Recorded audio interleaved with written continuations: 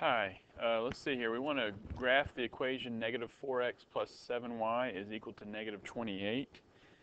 This linear equation is in standard form. We haven't looked uh, at graphing an equation in standard form. You may remember from algebra, we've just dealt with equations in slope-intercept form. So that's what we're going to use to graph this equation. Um, Remember, it takes 2 points to make a line. So we need 2 points in order to make our graph. If we can get our equation in slope-intercept form, we can use the y-intercept for 1 point, and then we can use our slope to create our second point. So let's first just get our equation in slope-intercept form. So I'm going to add 4x to each side, and that'll leave me with 7y is equal to 4x minus 28. Okay, and then I need to divide by 7, divide each, I need to get y by itself, so I need to divide by 7. And so that would give me 4x divided by 7, or 4/7 x, minus, and then 28 divided by 7 is 4.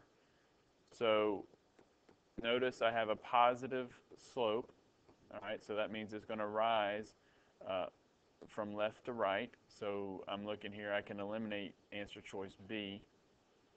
And my y-intercept is at minus 4. So it's going to go through the y-axis at minus 4. So I can eliminate choice A.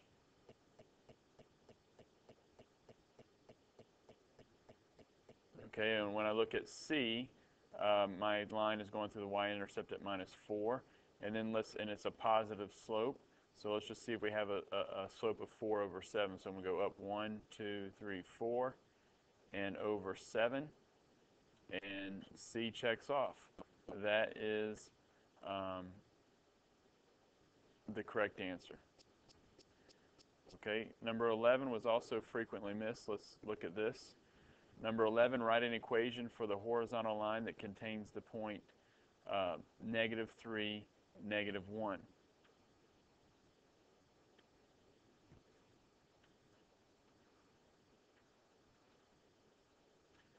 Okay, so we need to remember that a horizontal line has the equation of y equals some number. A vertical line has the equation x equals some number. So we've got the point let's see, -3, -1, which was right there. And we want a horizontal line going through that point. Okay? So here's, my horizontal line needs to go through that point. It's going through, and so it's going through the y-axis at -1. So my equation needs to be y is equal to -1. All right? Let's say that I wanted a vertical line going through the point -3, -1. Then where I had y is equal to -1, now I'm going to have x is equal to -3. Okay? If I wanted a vertical line going through that point, a vertical line is x equals some number. So that's number 11.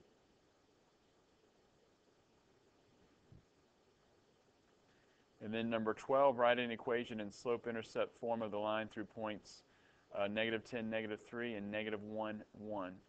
So the fonts are a little messed up here. That's -4/9 x plus 13 over 9. Again, I want to write an equation. So if I'm going to write an equation of a line, I need, in slope-intercept form, I need m and I need b. So I'm going to start with the slope. Remember, the slope is the difference in the y-coordinates over the difference in the x-coordinates. All right? And so I could do -3 minus 1 or 1 minus -3. That's going to be my top number, the difference in y.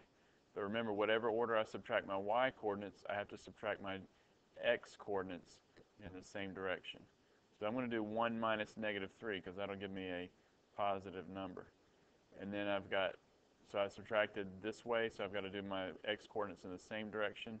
So that's going to be -1 minus -10, and don't lose track of your negatives. So 1 minus -3 is 4, and 1, double negative is a positive.